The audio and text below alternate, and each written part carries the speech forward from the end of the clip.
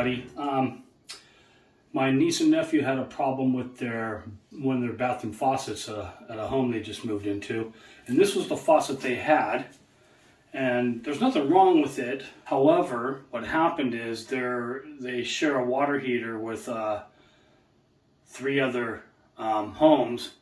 And I think what's happening is the hard water deposits are getting clogged. So I tried to take it apart and clean it, but that didn't work. They couldn't get hot water out of this faucet. So what we did, we ended up installing this brand new Artos faucet. It's still a single handle, kind of looks the same except it's round instead of square.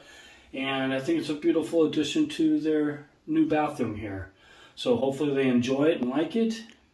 And then I think it's really cool. I like it. It's easy to hook up and maintain.